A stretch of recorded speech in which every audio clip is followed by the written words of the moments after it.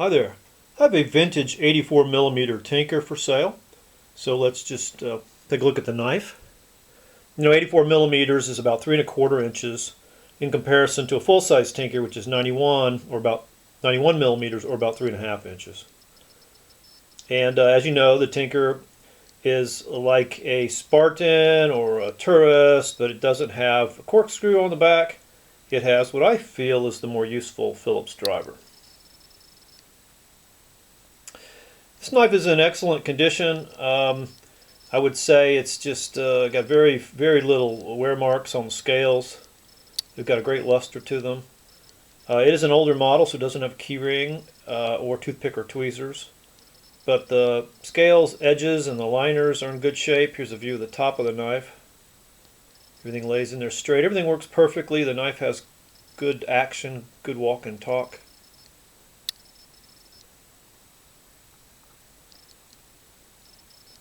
So the opening layer, whoops, wrong side, opening layer. It's that smaller size, can opener. There's your large screwdriver cap lifter. No 90-degree stop at this point in time. It does have a clip point blade, so that means early 70s. It's in good shape. Got a good finish and good edge, good luster to it. It's nice and straight. Very few heavy scratches on these tools, just light use marks. Here's the larger blade. First of all, the tank stamps are going to be a little bit vintage, particularly the Victoria Officier Swiss with the tanks, the larger crossbow. Here's a look at that blade. As you can see, very few scratches. That's my fingerprint. Here's the edge, pretty good edge for a knife this age. Pretty straight. Thought I noticed it had a slightest wave at the end. I don't know if I can pick that up. Hardly worth mentioning. And that, everything lays in there nice and straight. Let's get that to focus up.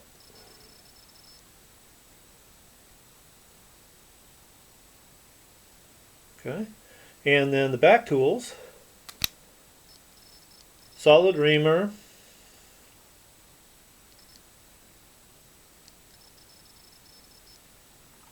and the Phillips driver. It's kind of special. Instead of being round, it's the flat-sided Phillips driver. And it has the slotted in for a can key. You can see that.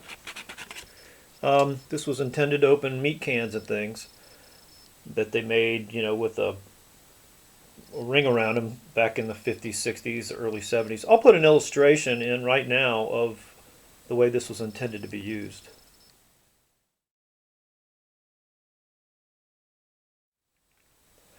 Okay, so here are the aluminum liners, and you can see how nice they are. And I neglected to give you a look down inside, so let's do that.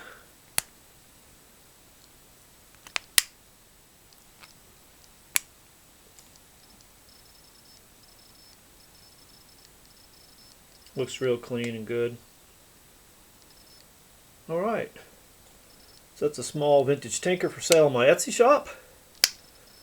By the way, while we're talking about my shop, first of all, if you've ever bought a knife from me and you're watching this, thank you very much. Thank you very much. I appreciate each and every one of you. When I sell a knife, I just feel successful in this endeavor. And it doesn't matter if I've spent all afternoon cleaning it and I make $10. I feel successful, and it allows me, as I've said before, to move on, get other knives, keep learning in this hobby. So thank you very much.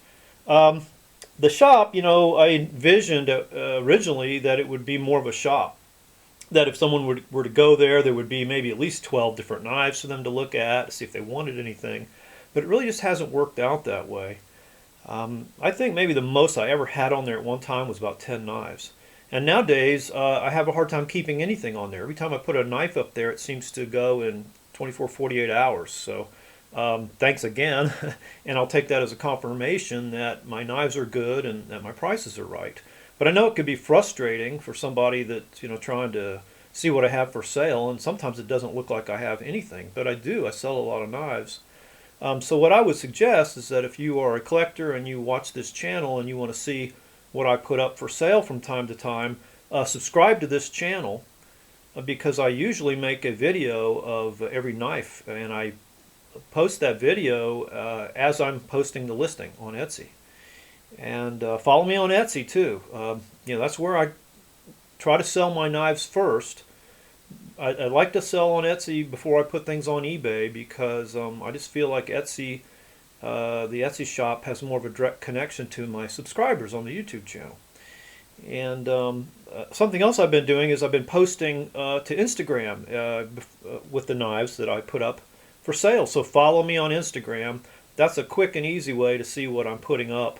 Live time. It doesn't matter where you are. If you've got your phone, you could see that I've posted something. And by the way, Etsy's got a mobile app too that allows you to see what I've got on my shop and buy right over your phone. So, yeah, to do those things, you'll see there's a couple of hypertext there in the description box, a couple links you can click on, and there's also icons in the channel banner there you can click on if you want to follow me on Etsy or Instagram. But as always, thanks so much for watching.